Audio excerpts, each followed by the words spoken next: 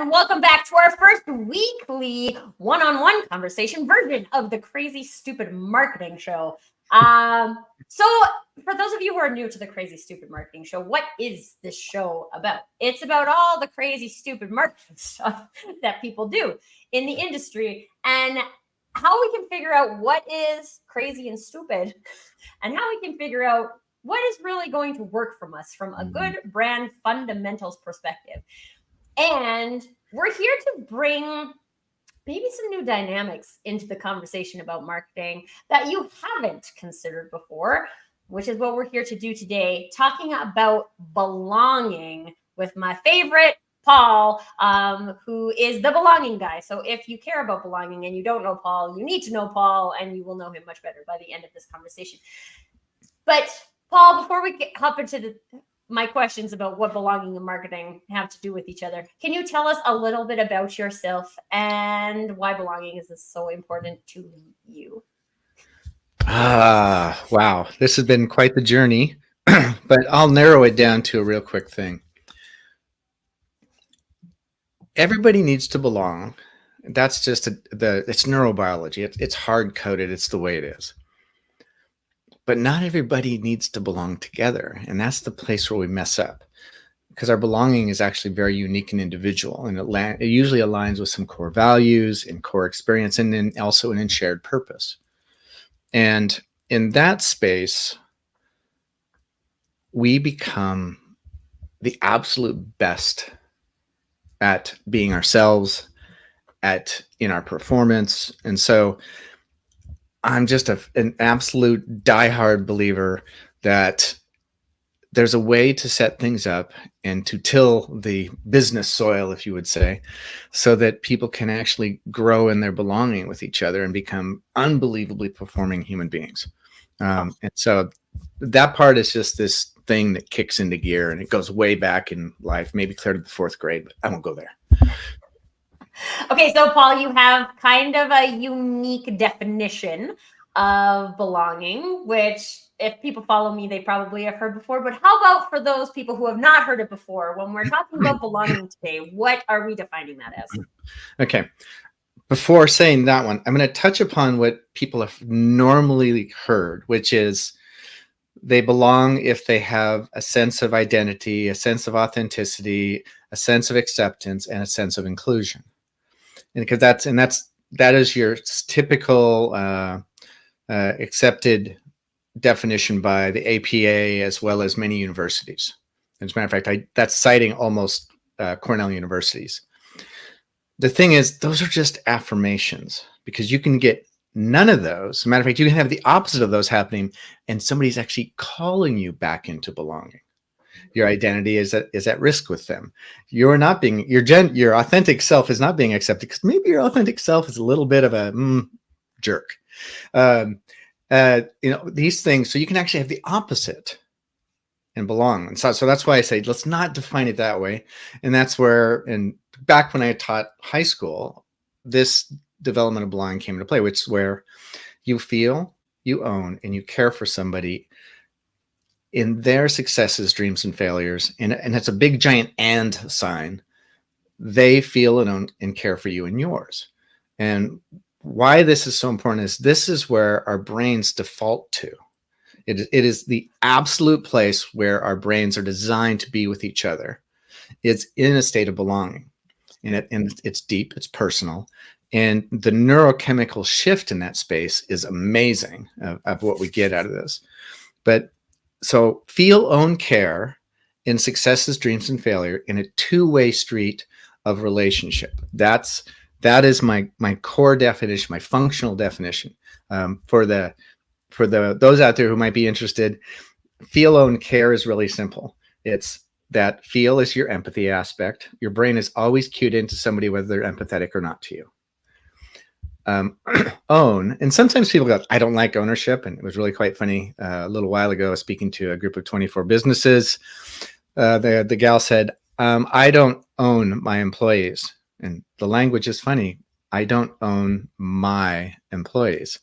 The operative word is my. In other words, she took accountability for her employees. And that's the ownership we're talking about from that standpoint. And then the last part is compassion, care for. What good is feeling for somebody if you don't do anything about it? Because the receiver in that space goes, yeah, right. Like if we're like business says we care about our customers, and then you call them and you get the message, we care. They even say, you're my customer. But then you get on the phone with them and they're like, oh, God, I'm going to get you with somebody else. Bye. The care forward never showed up. And our brain goes, wait a minute. So feel, own, care is that empathy, accountability for, and compassion. And then successes, dreams, failure. I know I'm taking this a little bit too long, but I'm going to do it.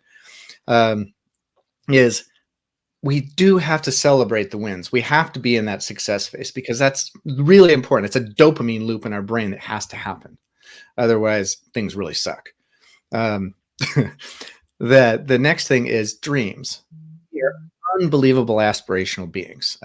Brain rule number 12, John Medina's book, Brain Rules. And he's got Brain Rules for Children too. Really fun book. But we are always going to be explorers. As a matter of fact, if you look at disengagement in a company, it is the highest moment of actual exploration. We're all daydreaming about, God, I'd love to be somewhere else. That's exploring. It just happens to be in the mind. But that exploring aspect is our dreams. That's what we search for. It's what we dream for. I mean, like I know you with your little one, I'm sure you dream of absolute wonders as he keeps growing. That's what we do. So successes, dreams, and then the key one, it has to be also in failures. If it's not, we have just entered the land of you're transactional, you're not producing, you're out. And there isn't a community on earth that will survive with that. And that's the key. So feel, own, care, successes, dreams, and failures. If we can package that and create the space for that to work, it's remarkable how well people perform. Mm-hmm. Okay, so this is where I'm excited to look at this from a marketing perspective, Paul, because I know that you talk about this with teams a lot and when it comes to performance. But as you're saying all of these things, my brain just says this is possible from a marketing perspective because let's just I want to talk about the failures thing because that's where you end. So like let's begin this. Every single business has had some kind of performance failure, whether that's in a delivery or someone didn't answer their phone or a project failed, or last week we were talking about marketing campaigns failing and how everybody's had the failures, they happen, right? And how can, if we're looking at this from a marketing perspective, assuming that marketing is going to be the invitation into this type of belonging conversation, how can we look at that from an invitation perspective to like be with us in a failure? And how important is that? Okay, so that and part of my talk that I'm doing a talk tomorrow with the Snohomish County HR Association. And one of the things is, and this is marketing and communicating and bringing this message. And I like what you said. It's the invitation to belong with a customer or client with the organization, the company. And one of the things that I'll always attest to is every presentation, message, whatever you want to call it, is a story of belonging. And that means when you're crafting that story, you know, whether it's like at one point I was the head of people and culture in a software company, and I would have to go to the CFO because I wanted to buy everybody these big giant monitors, knowing how much better their life would be and how much more productive they could be. So I can't just do it as a transactional model, blank, blank, blank. Although my CFO was extremely good at transactional understandings in finance. What he also understood, though, was real performance and the depth that somebody would go to if we did this out of also for making for the care for the people, especially even in his organization, to do better, because it would be setting up their brains to function at a higher level. Well, that story, and I do like the book Story or Die by Lisa Cron on this. Now, this is neurobiology of story. Everything can come this way if we're willing to craft that as an invitation to belonging, because belonging doesn't happen because I look at Tracy and I go, oh, I love those, the white dots on your black sweater showing up at the bookcase. Man, that's so cool. And you're going to go, yeah, it is. And you're like, that doesn't mean belonging. Belonging is the showing up and then getting into the space. Now, if it's a situation where we talk and I go, oh, I would love to, and you want a deeper way for people to understand marketing, because I've known you for I don't know how long now, but these are the topics that come up. Now, I'm going to have a feel, own, care moment for this and go, how can I show up so that we can take that story and where she wants this aspiration to give people a better option in their marketing. And so now I'm feeling, owning, and caring and showing up. Hopefully I'm doing all right at that. But I'm showing up to do that. And now, but you gave the invitation. Hey, I want to do this in this crazy stupid marketing thing. And it's like, first of all, the title alone sounds fun.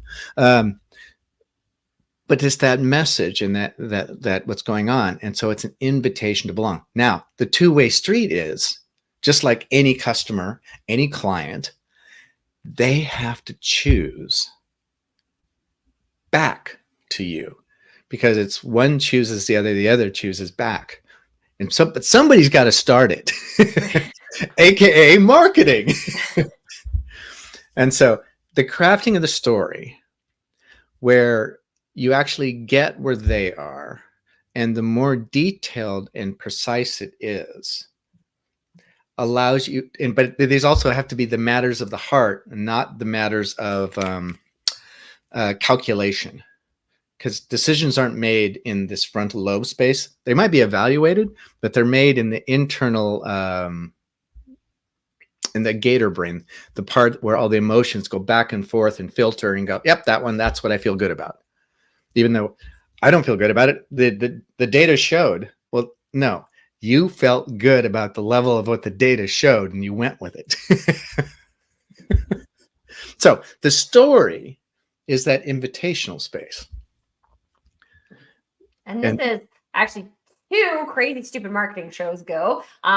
We talked about the story and how to create a story. And then last week we were talking about opening doors. I'll see where we're going with this, everyone. This is about invitations.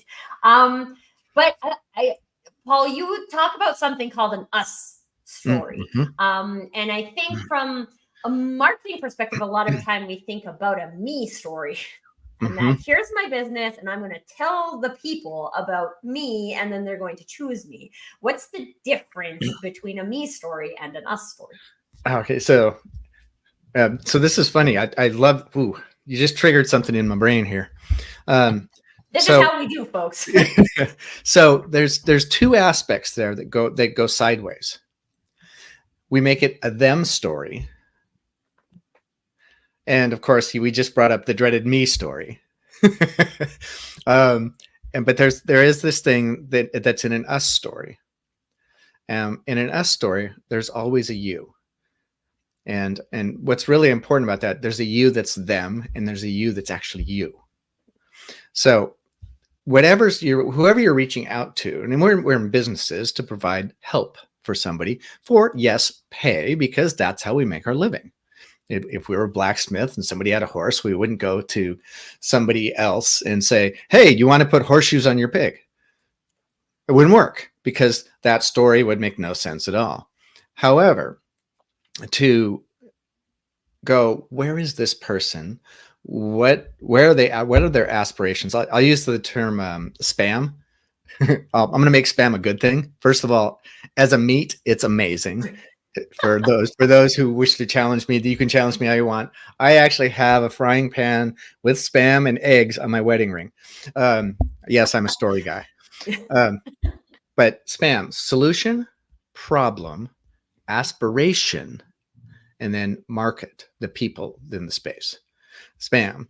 Now, the reason the aspiration is there is problems can displace problems all the time. So the story has to tap into that aspiration, because aspirations don't go nowhere. For example, if we talk about the motivated workforce example, They're 80% are like, yeah, I could go somewhere else right now. They are aspiring and exploring and dreaming about somewhere else. No, doesn't matter what types of things you do, you aren't displacing that I wish I was somewhere else. Right. So the aspirational target is a very precise target. It's not in what we think it might be. It may not be. So the product that we might be selling, it's not, they don't aspire for the product. In their story, what they aspire for is what that product allows them to do or to be with or to explore on their own. So in their you in the us story, we have to touch on that. And that's a very specific thing. Let's see, what do I have here that would make a good example? Oh, here we go. There's a bottle of ibuprofen. Let's see where Paul's going to go with this. Yeah, I really aspire to be in less pain when I'm doing things at times. Now, do I aspire for ibuprofen? No, but I might just get up and run to the cabinet and say, oh, God, give me some ibuprofen now. But so the story is that I want the less pain. But then there's something else. The story goes a little bit deeper. The us story. And that us is now, oh, because I want to be able to do this and walk my dog because it's just this peaceful, good time for me. And if I keep taking steps and I have no cartilage in my right knee and it hurts, I don't want to have that because that then takes me out of that space. And then I want to come home and enjoy, good, relaxed time without laying there with my knee going dunk dunk. But when you have a heartbeat in your knee, it's not cool. But now here's where that comes into play. If you're selling ibuprofen to me, and let's see here, this is genericibuprofen.com, and we're going to do this so that you get your aches and pains away. Like everybody wants their aches and pains away. No. And, you ever just want to walk your dog and not be in pain? Okay, so what has to happen, though, from the message is the other part of the you in the us story needs to feel, own, and care exactly about that story of why this dude hanging on the other side of the Zoom screen or StreamYard screen is holding a bottle of ibuprofen. So when that's happening, and yes, you might have a commercial, you might have content, whatever it is, but somebody's going to get that story. And when the interaction happens in that story, now it starts to work. We start building a thing. And now I'm going, oh, that ibuprofen? No, you need to use this ibuprofen. This one right here. They care about my knee having a heartbeat. And now it's different. Now it's my ibuprofen company. And I now feel, own, and care about them. Yeah. Here's the I have an example because I have a Disney cup. I feel like I have more of a relationship with Disney than I have with my ibuprofen company. That's good. But this is like, to me, I think I've used this example many, many times before, but to me, Disney means magic. And there's a lot of people who the brand Disney means nothing to, right? But to me, they went on, before it's an us, went on a journey of creating magic for people. I happen to be a consumer of joy, like wonder, and magic. I choose that. And together we get to have an us story, and I have all of the Disney things. But it's not because, and this is the thing, I come back to this from like a founder perspective quite often too, is that, so Disney's a huge company now. There's probably lots of people, even lots of people in their marketing department who are moderately interested in creating magic for people. But Walt Disney, the guy who started everything, was all about creating family magic. There should be a place where families can go to experience magic together. And that is what he created. And he had his unique way of creating that. but he actually had that connection to the us. All right, I've got a perfect parallel story from my former company on this exact type of topic. Perfect. So because we do get this, the founders will have that because that's the whole thing. They're in the place where they want to make a whole difference in the world, and they want to create this experience. And Disney, aka, of course, that was a full-on experience. But my former company made asset lifecycle management for telecommunications. Did you fall asleep yet? You should. So, but I'm not quite sure what that means, but it doesn't sound right. It's called being able to keep track of millions of assets with a cellular connected device with a scanner, so that we know where everything is, and you can actually find where everything is on your phone. Even it's pretty crazy, pretty cool. But here was the situation. I knew what devices we were developing for, and I was in Home Depot, and I asked this one guy, Marty, and he loved my old dog George. He likes Jones now too. This was, even though this was years ago, and I asked him if he could help me find something. Now, if you'd ever asked a Home Depot person whether they can help you find something, and they're using this little device on their hand and they just groan, here, let's just walk over. It's easier. That's the kind of stuff. He comes in and he goes, hey, let me help you out here. He got this device, and he was able to pinpoint where everything was. The inventory was accurate, the location was accurate, and his ability to use it was an easy path. Okay. So I'm like, oh, cool. And what I noticed in his story was he was so excited about the change that happened in his workplace with this little piece of technology. And so I wanted to tell it, and he shared it. And I even took pictures of it because it was a similar device that our company designed for telecommunications. So I went back, and we would do these stop work everywhere and have these show and tells. They were 15, 20, they were 20-minute, sometimes 30-minute, where people go, and we would come together in core values. We would come together and celebrate achievements and what we were trying to achieve, successes, dreams, and failures kind of thing. Figure I'd throw that in there. And I remember going, hey guys, and the developed group is there. And I said, I want to share this with you because this is what I saw. This guy had this, it was on this device, and this was his experience. So here's what I'm asking you. You're not developing software to go into the why, or, why is it this is important? Why is it this is important? Because I don't want a heartbeat in my knee when I'm sitting around hanging out with my wife. And if I move, my knee goes, oh, and I groan, and she goes, oh, does that hurt? I go, yeah, it kind of does. I don't want to have that. I want to just be in her presence. So I'm sitting here with them, and I go, okay, I want you guys to try to think about what you're developing. You're not creating this great little software product. What you're doing is saving relationships. You're saving marriages. Because if somebody uses our software and it works so well for them, they're going to end up this guy. And I took pictures and I showed pictures to the team. I said, this guy was happy.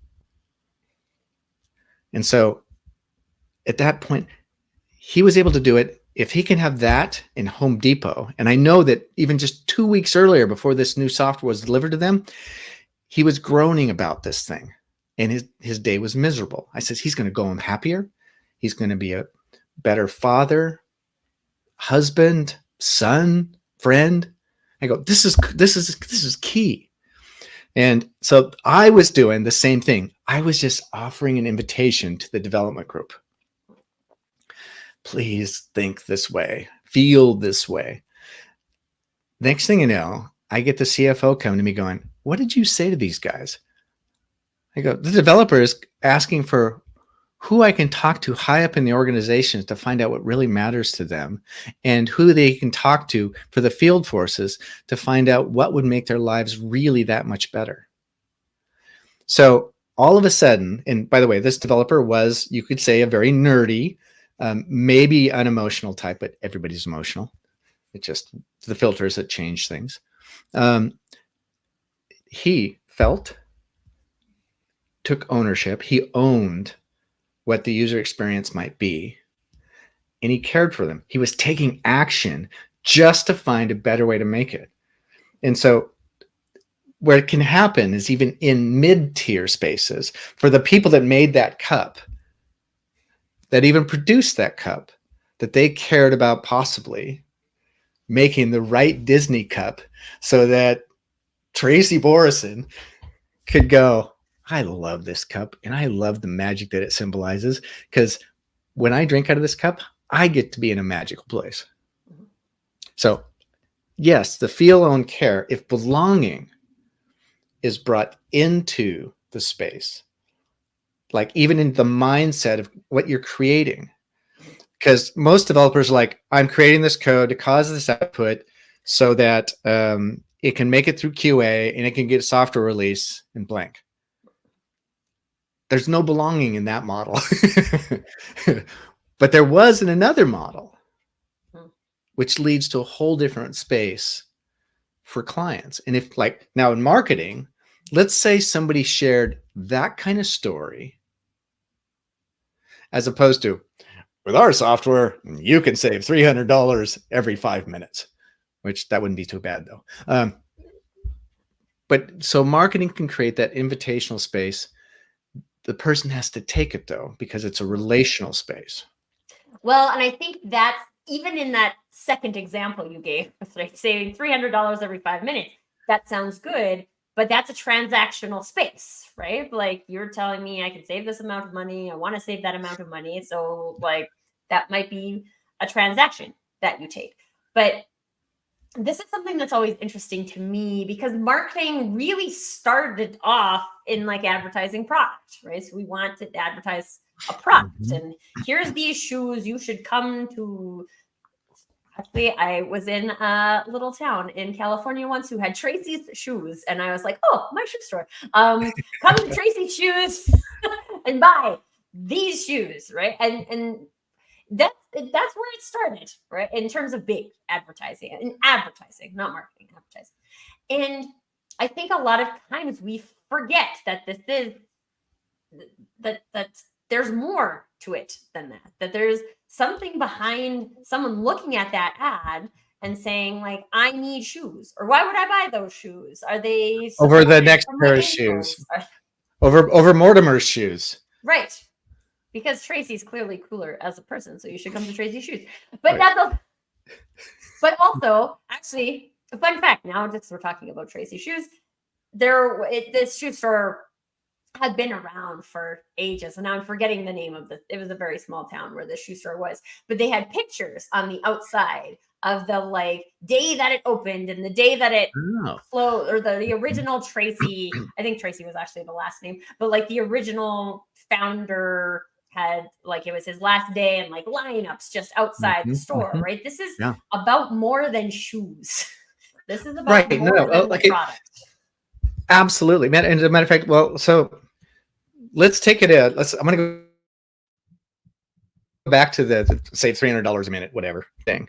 So yeah, that can be a transactional space. Now let's take it a little bit farther. Let's say that CFO desperately does not want to have a round of layoffs. Now, again, we'll go into the story and why this is what's so important about getting into the other's story, so that there's a you on that side, there's a you on this side for an us story. Now I get to go, wait a minute. He said, I'll do she because my CFO was a she. She said, I don't want to lay anybody off. And I really want us to get through this without doing that, so that when the economy flips back around, we're gold.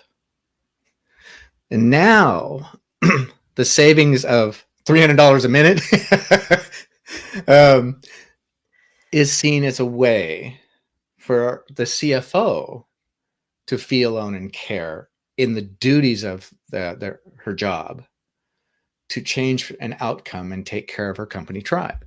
And so to the point, it's always, if we actually are willing, and I'll take this into if I was thinking about marketing, Um, well, I just thought of one, but I can't talk about that one.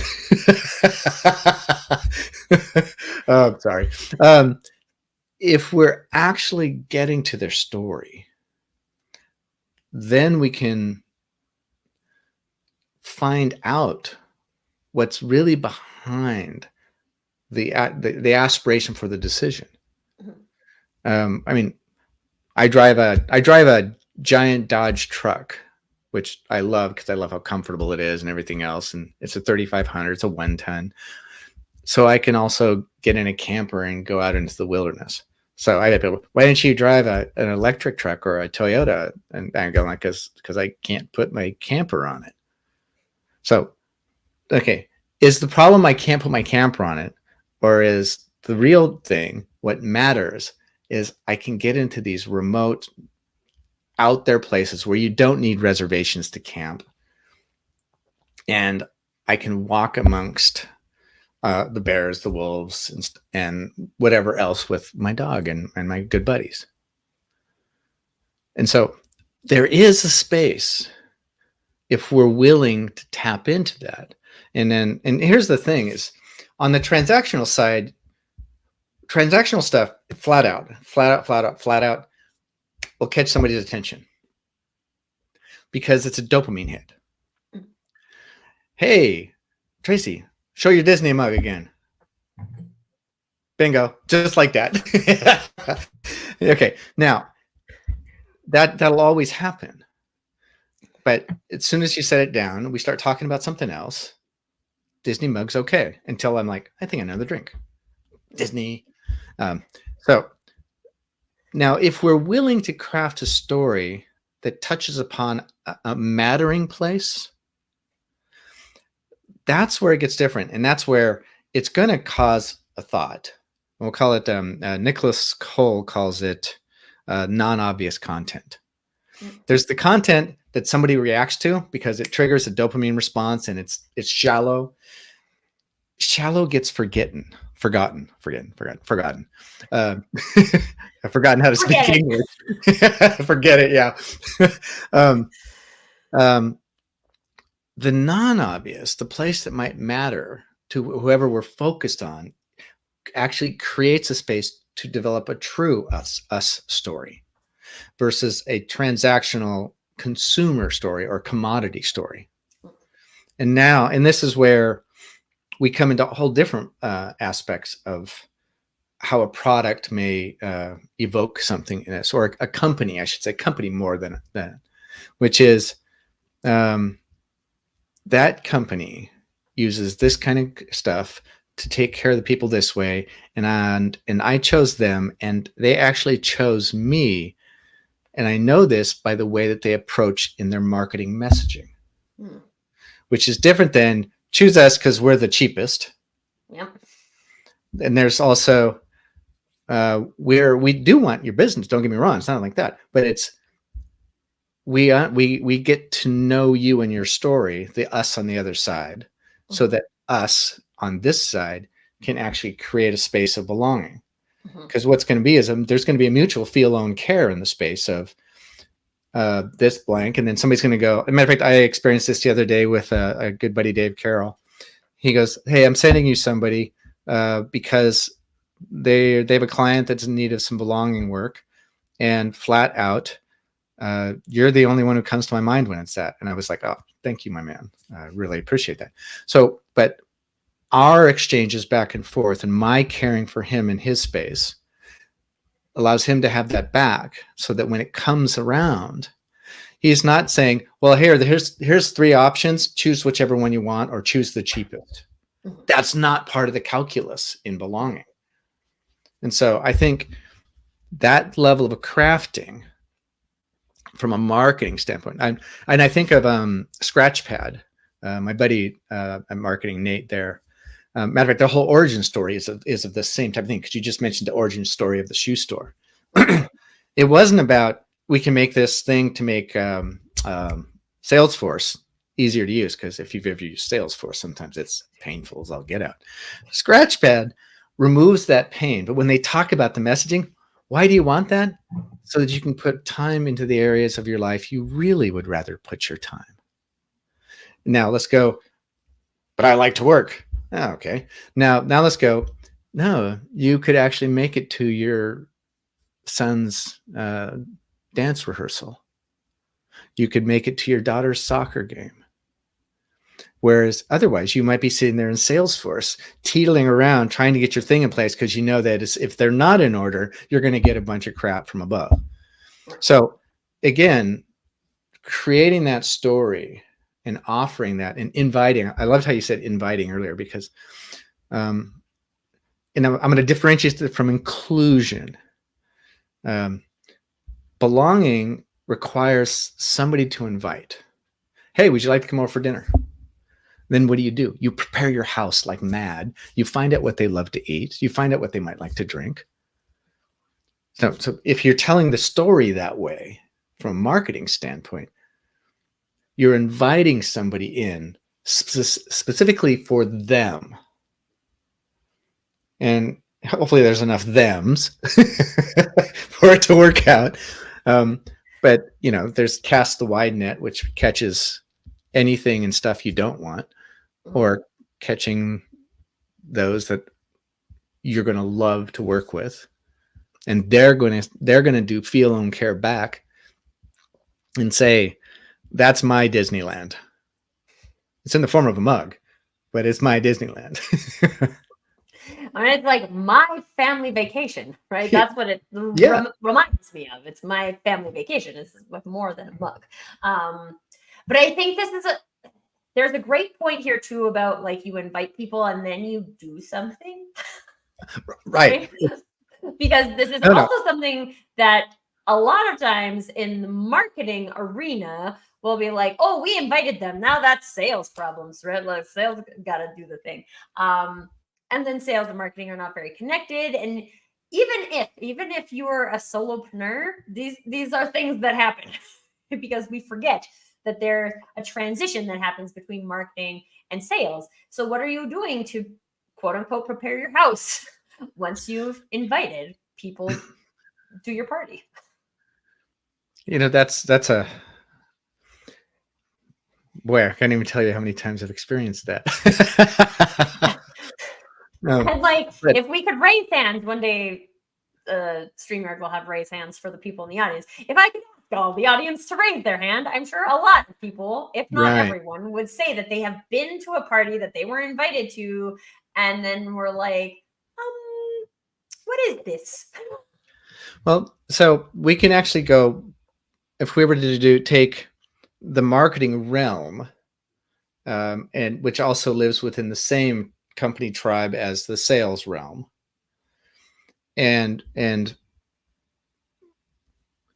bring belonging in that space even also, because it's not that the message has to be just a belonging invitation. Right. There's the internal functioning, and there's the thing that happens when we belong. We work way harder not to let those in our belonging down. AKA, why am I going to work and suffer at my job at this company that I hate?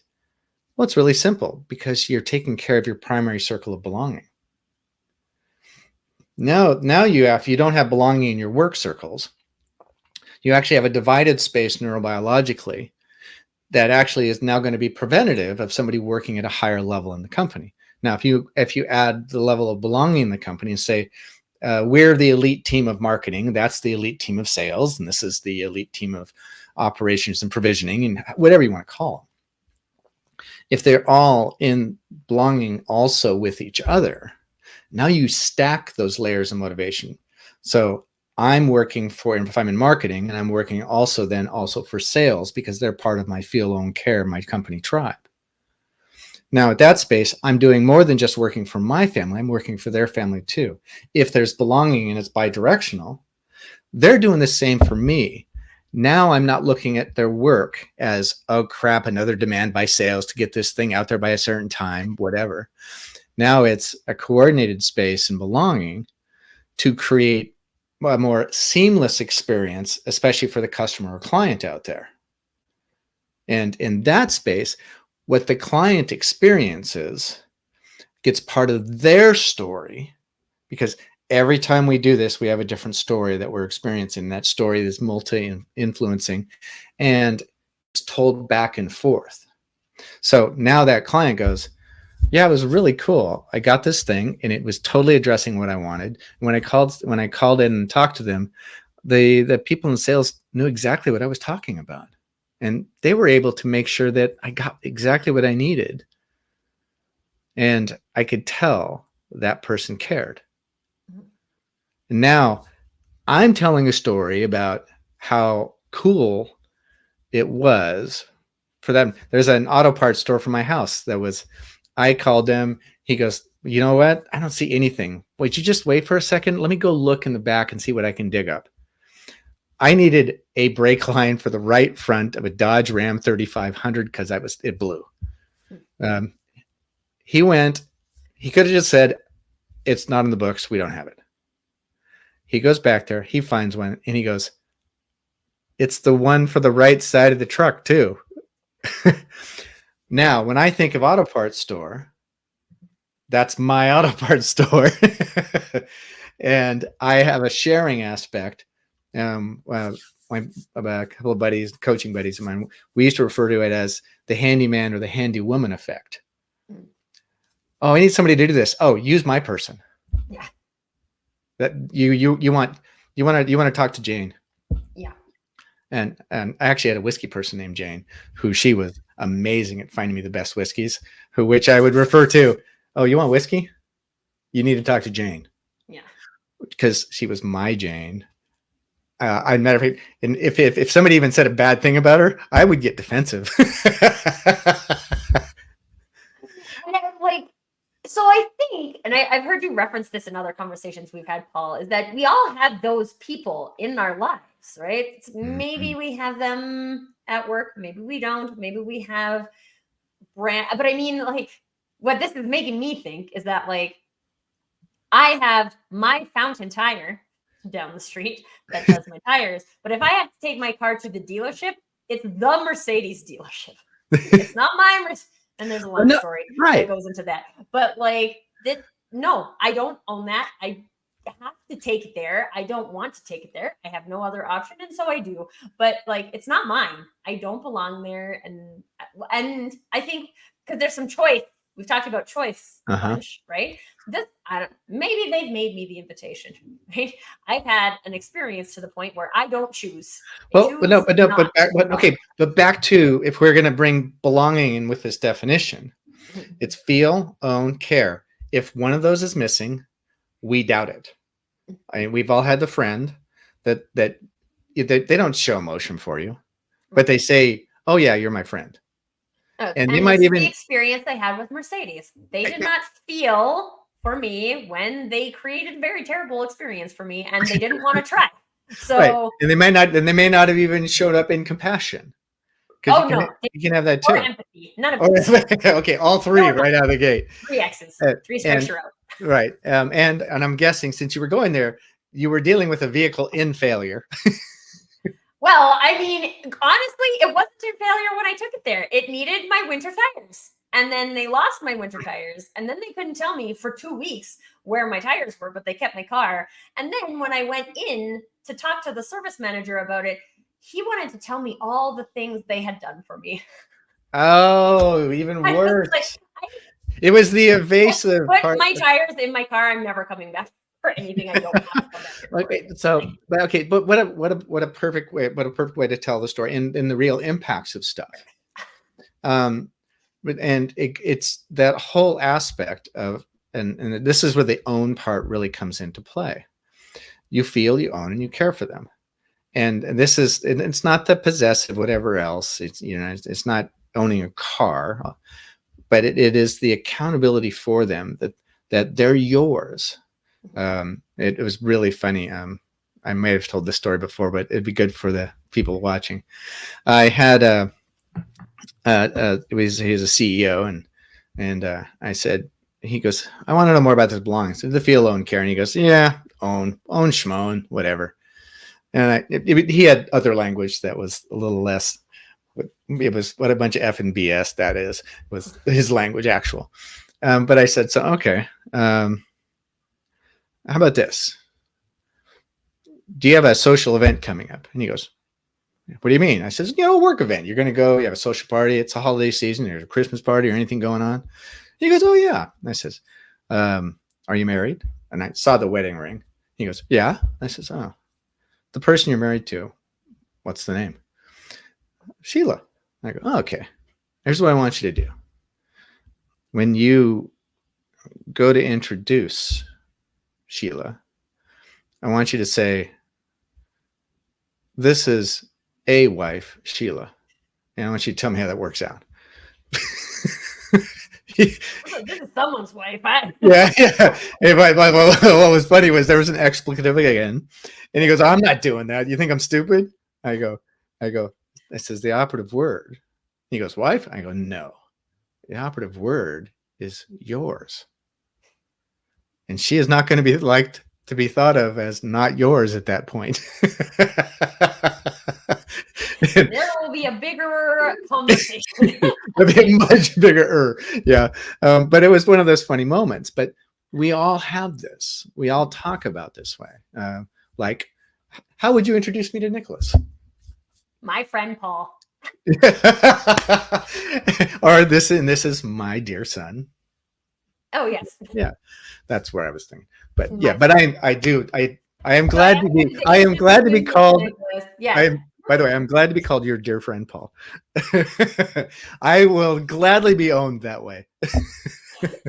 And my son Nicholas, and again, like this is when we get caught up in these like marketing conversations, and then we think about like narrative and keywords and all of these things, and we forget about those connection points, right? Mm-hmm. Like this is a conversation I always like it comes up a lot in sales when people talk about like prospects and leads, right? Because we don't talk about them from Humans. my lead, my prospect, right? Yeah. Like they get genericized until the point that they get maybe assigned to a salesperson. And then maybe the salesperson will maybe that's a very small percentage chance, maybe that there will be some ownership in that perspective. But it could be available from the beginning.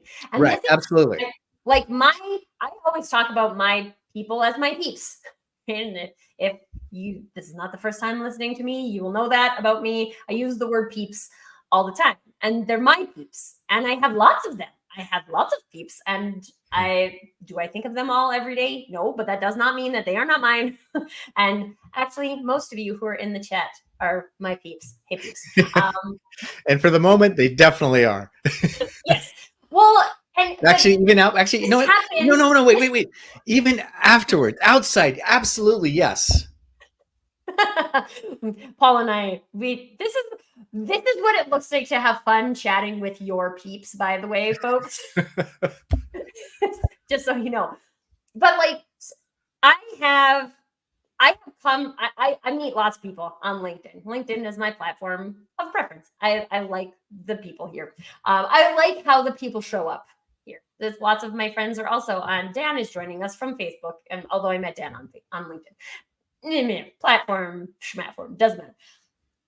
When I meet somebody, or when I see someone's profile, in my experience, when I send a connection request, that is an invitation into peepery. Right? It's not an invitation to like buy something from me. It's an invitation into being one of my peeps. Some people accept it, some people don't. Some people accept it, but then sit in infamy behind the scenes and never actually have a conversation. I can't force someone to have a conversation with me, especially digitally. We could maybe force you if we were in person, but then it would still be uncomfortable, and you could just walk away, right? Like you can always just do that. And so this is the opportunity I see from a marketing perspective is when we're out there making invitations to people. We're not just out there making an invitation to buy. I'm out there making an invitation to join me in peepery, to go do things that we both believe in doing. You know,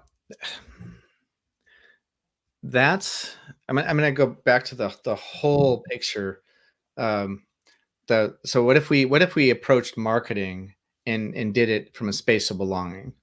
And there's an internal operational side of that in how marketing could work with sales, how could work with fulfillment, who could work with also technically product development.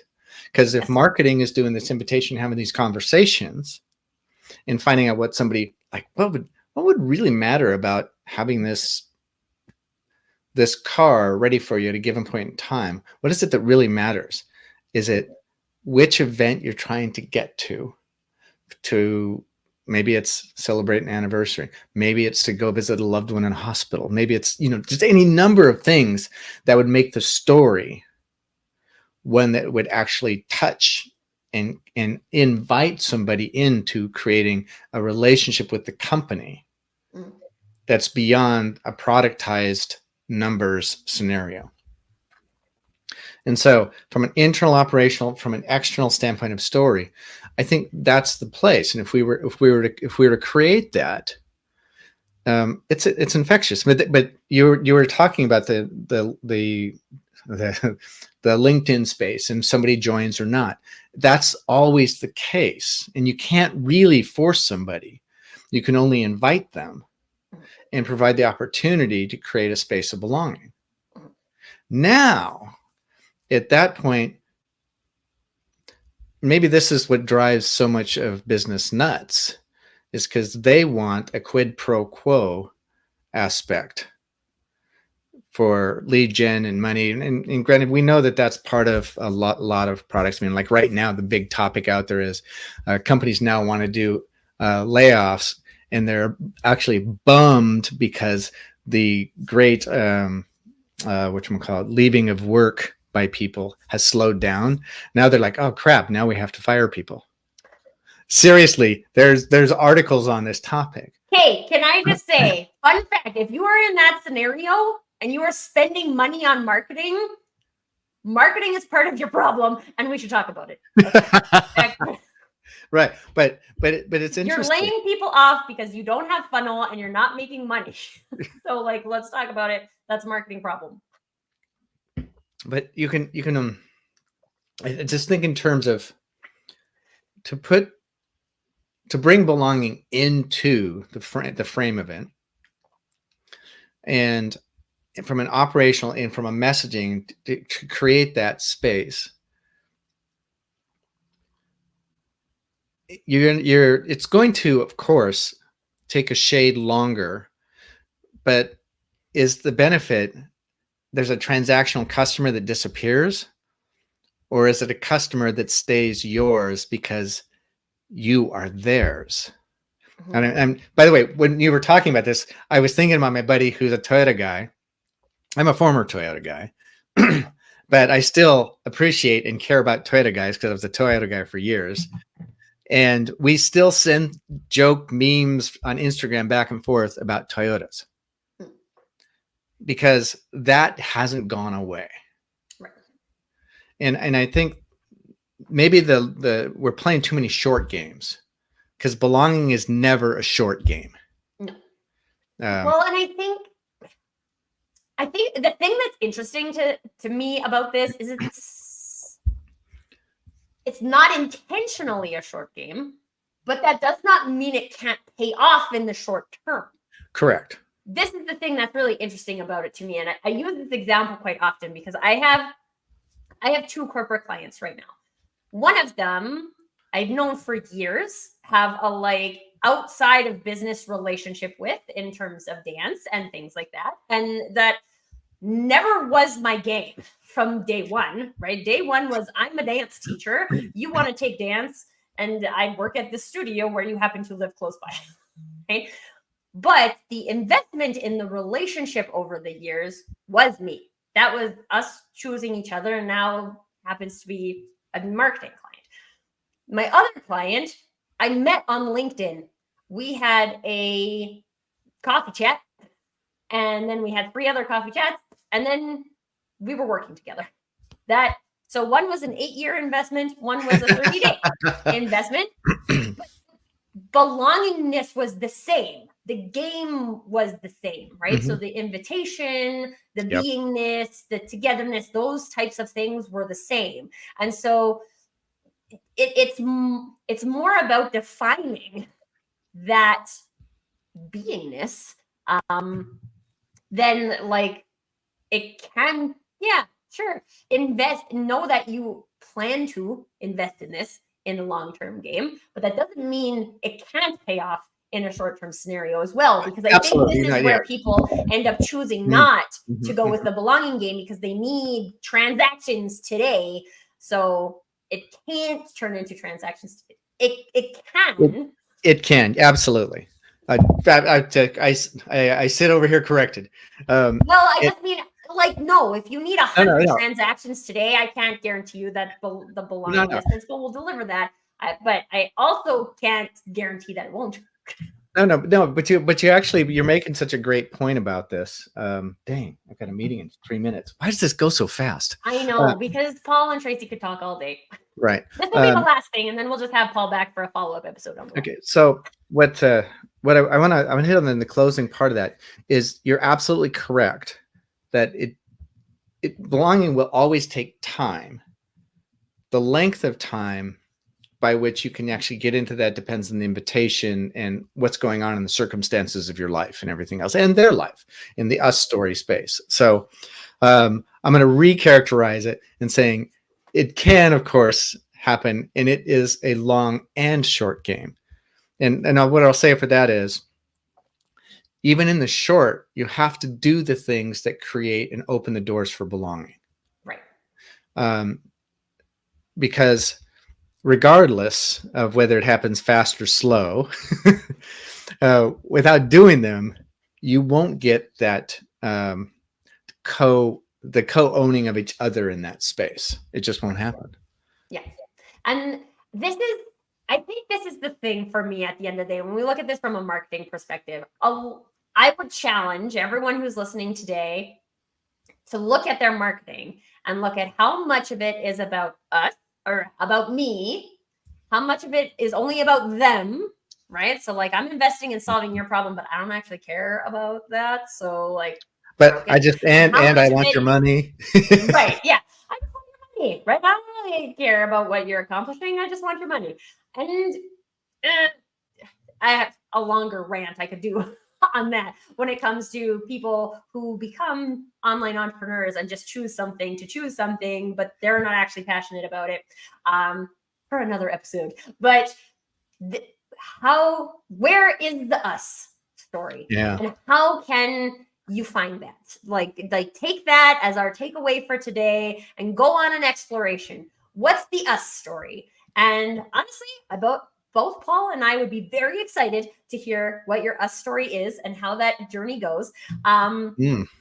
And so please, if you're not already connected to Paul, where's the best place for people to find you if they want to connect with you?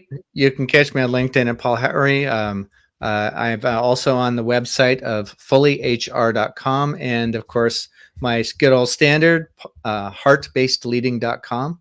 I'm available at all those places. Yes. And Paul is tagged in this post for this live. So you can just click on his name and go right to his profile. Connect with him. Tell him you saw him on the show, and he will be peeps with you because we're peeps and you are peep by extension. I want to thank everybody. There were so many great conversations, specifically Brian.